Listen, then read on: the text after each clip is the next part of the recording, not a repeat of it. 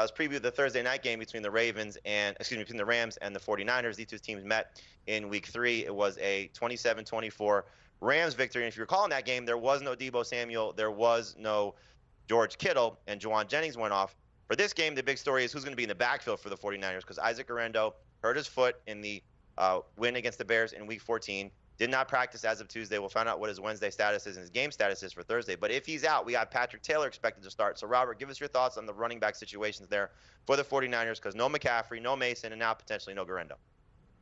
Yeah, now that we're in the playoffs, I think running back depth is crucial. I think Patrick Taylor would be someone that I would look to add onto the roster, even if you're not planning on starting him this week in your playoff matchup. He's still good to have as a depth player, but I think he's going to be highly productive, similarly to what Guerendo gave us this past week. It just feels like any running back in that Kyle Shanahan running back system seems to be able to produce, especially if they have to only do it for a game or two. So Patrick Taylor, I think, a viable option for fantasy managers out there this week.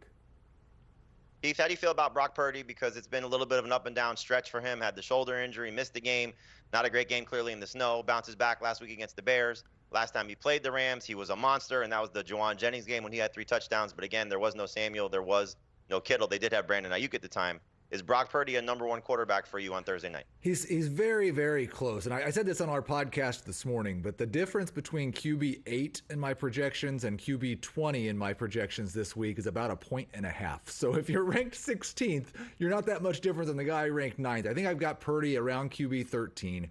I wouldn't be surprised if he lives right around that 20-point range. He does have significant upside, especially with the way that Jennings has been playing and the fact that George Kittle can score from just about anywhere on the field. I think what's going to be really interesting is Patrick Taylor going to be as good as Isaac Guerendo was, as good as Jordan Mason was? Because if this team struggles to run the ball just a little bit, then maybe we get more pass attempts from Brock Purdy, and then he has a chance to be a top 5 quarterback. He's a borderline starter for me. I do like him more than Matthew Stafford in this game.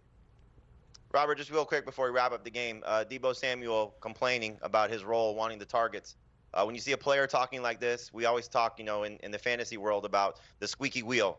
Do you think we're going to get an opportunity here for Deebo Samuel to get fed after a little bit of complaining on social media? I think so. Sometimes, they say a closed mouth don't get fed. So I guess an open one does in this case. In many cases, you see the same thing with the Eagles and A.J. Brown. He'll get more opportunities, but I would tell Deebo Samuel simply get open. That's true. He doesn't look like the same explosive Deebo Samuel, but maybe a few more opportunities in the backfield, given all the running back injuries there for the 49ers. All right, let's answer one of your questions here, and then we'll take a break. Got a lot more to cover on the show, so thank you again for sending us your questions. Here's the first one that we'll deal with for today. Fantasy Football Team Money wants to know, need 2 flex options in half PPR. Cortland Sutton, Tyreek Hill, David Montgomery, DJ Moore, Amari Cooper. Heath, which 2 are you playing in half PPR? It is really difficult between those top 3, but I would actually go with Cortland Sutton and David Montgomery.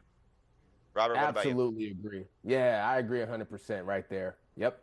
All right, we'll make it easy and go Sutton and David Montgomery. I can't believe we're sitting Tyreek Hill in the fantasy playoffs. All right, we're going to take a break right now. We come back and get into the roster trends of the moves you made on Tuesday night, how will that impact the moves you're making on Wednesday night, and we'll give you a little bit of advice if you have a bye in the first round of the playoffs. That's next here on Fantasy Football Today.